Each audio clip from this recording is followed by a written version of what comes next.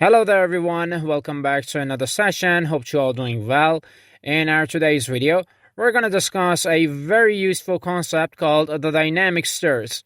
Now remember, if you learn this concept completely, you would be able to convert any kind of stairs that you are working with in your works to a dynamic one. The advantage of using dynamic stairs would be their modification process. For example, you can use these grips, as you can see, and align them to any kind of wall that you want with any kind of angle, or you can, for example, stretch them out, or even you can mirror them or reverse them by 90 degrees, as you can see. And also you would be able to control the number of your steps. So again, using dynamic stairs, we would easily be able to modify the size of our stairs. So for example, we can control the number of our steps, we can change up the angle, and basically so many useful and, well, we can say even necessary and needed modifications would easily be possible using this concept. All right, let us start.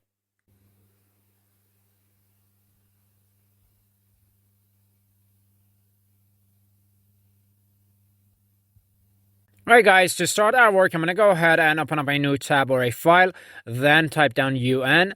We need to check up the unit settings first, precision on 2, then with a metric unit, and when we are done, we can close up the window. Alright, now before we start drawing the sketches, I'm going to deactivate dynamic input, then REC to activate the rectangle command. Now before I start, I need to find a base coordinate, so I'm going to type down 0 and 0. And I can reactivate the dynamic input again. Now first I need a 1.2 by 1.2 square representing the standing area. Then Z enter, E enter. Okay, this would be the square that I needed. Now I need to create the first step. And the dimensions that I need for this step would be 1.2 for the length and for the width, 30 cm. I need to work on the nosing part or the edge of the steps. For doing so, from the snap mode, I'm going to go ahead and deactivate nearest. Then I need a line, so L enter with the width of 3 cm, and this would be the line that I needed. After that, I need to change up the line type. So up here from others, I'm going to enter line type manager. And then here, I'm going to select, well, hidden line 2. Well, it is already loaded, so select. Let me try to apply this here. Oh, it didn't apply, so press Ctrl 1. Then in here, I'm going to change up the scale to 0.01. Let me see. Yeah, good enough. And now I'm going to select this hidden line and apply it to this step as well. Alright, these would be the primarily bases that we need for creating a staircase. I mean, we have the standing area, the step, and the nosing. Alright? Now I need to enter the dynamic block tab in order to apply the parameters that I might need. So before anything else, we get that we need to convert this into a block. So B enter. Now let me specify the name first. It would be dynamic stairs. I need to specify a pick point. Okay. And then enter the block editor window. Now let's see what kind of parameters we need. For example, I might need the stairs to be stretched out from this side. And also from this bottom part, I might want to add more steps. Then I want to be able to mirror the stairs on both, based on both X and Y courses. So based on all of these, we can start adding the parameters. So from parameters, I'm going to activate linear, then first click, second one, and distance 1. Right? Again, linear, then first click, second one. We are working on the nosing, by the way, and this would be the distance number 2. Linear, again, first click, second one, distance 3. Right, we got the parameters. We need to specify their actions now.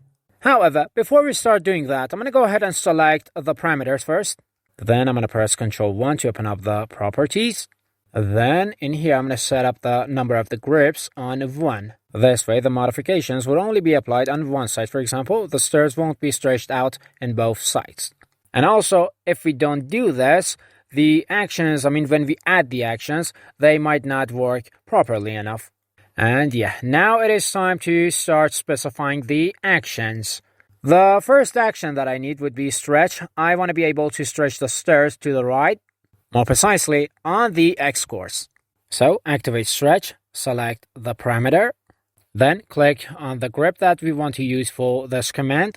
Then I need to specify a selection boundary via a selection box like this.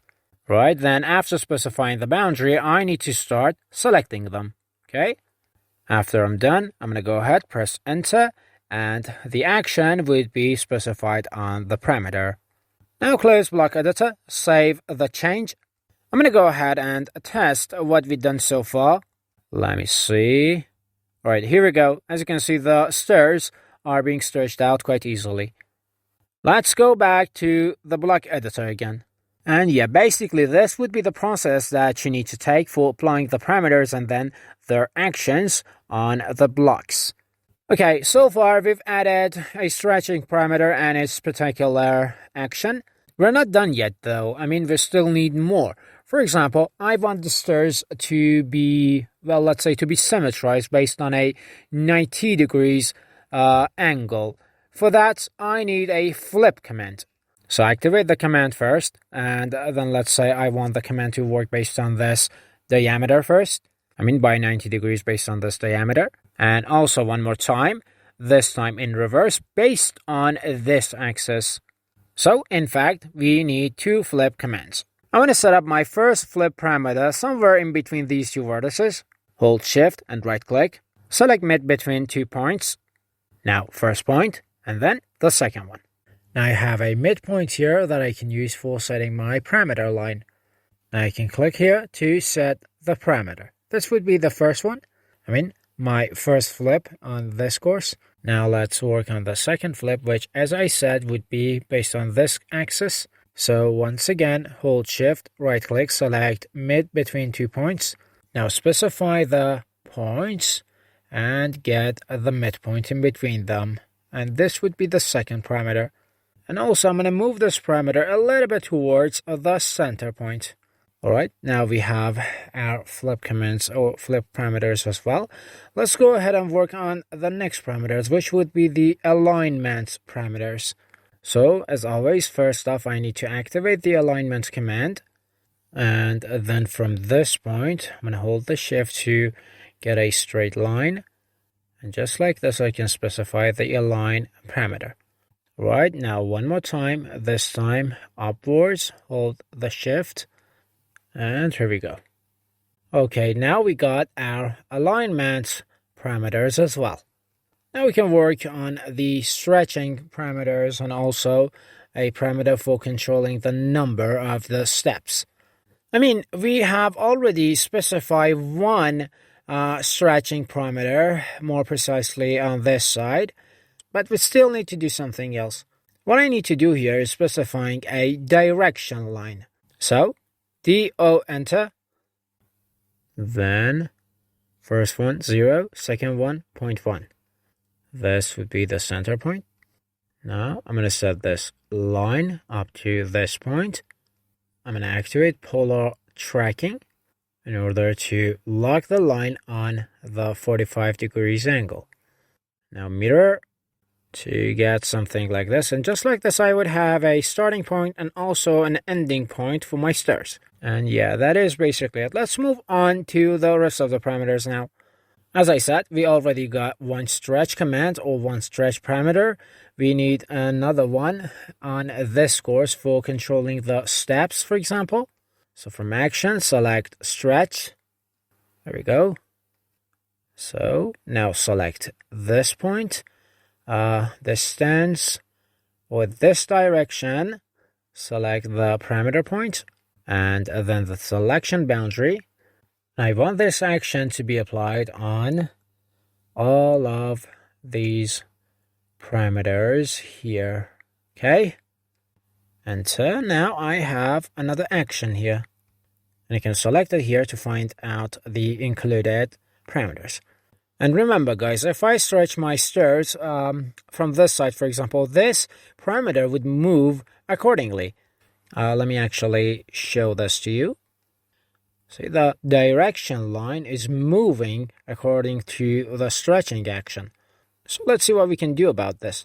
Go back to Block Editor, select the action, then open up the Properties window, Control 1, and then I'm going to set the distance multiple on 0.5. This way, with each unit of stretching, the direction line, for example, would move only half a unit.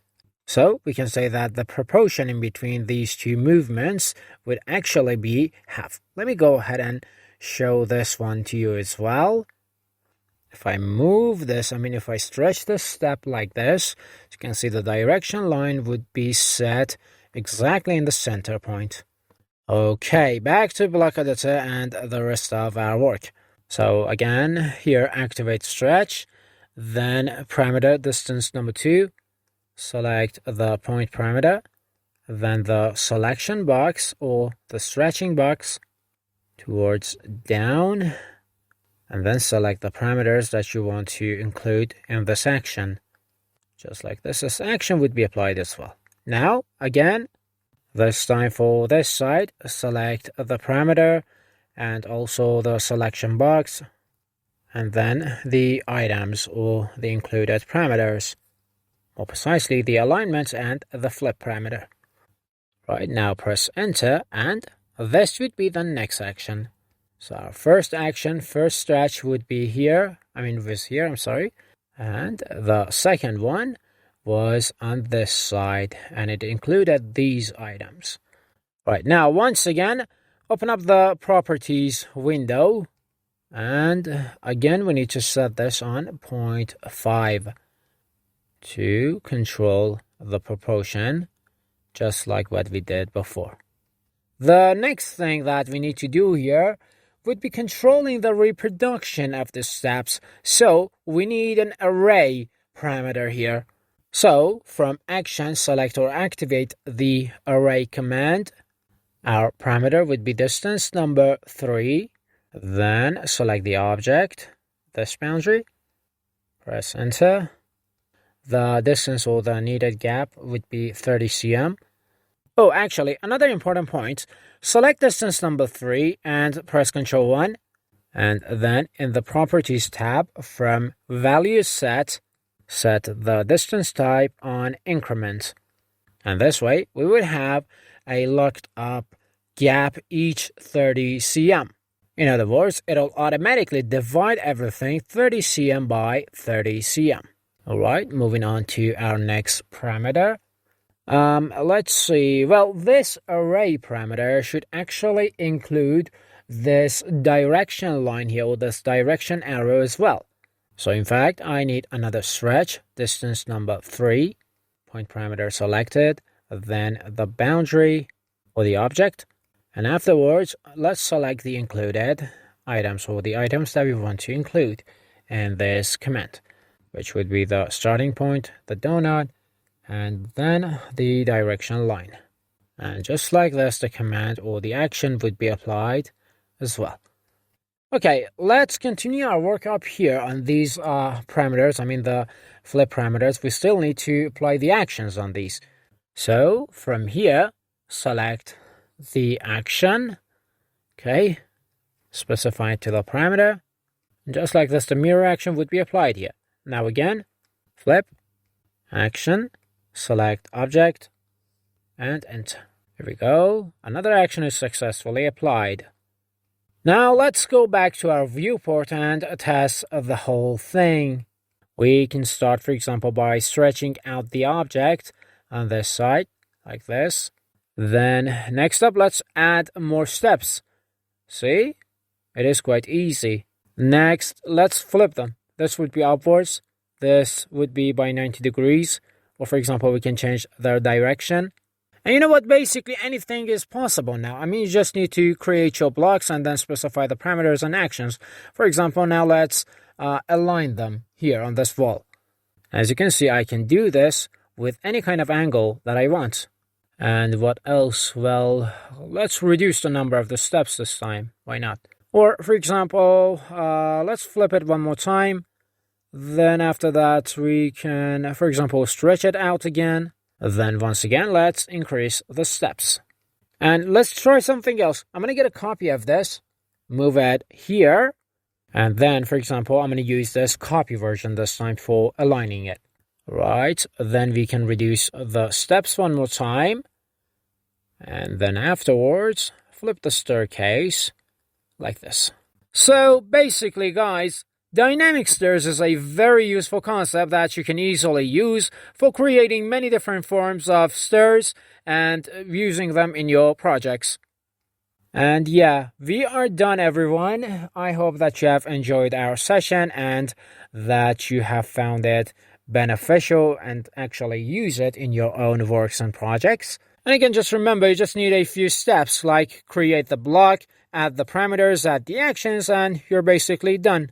Okay, guys, don't forget to practice. See you all next time. Goodbye and good luck.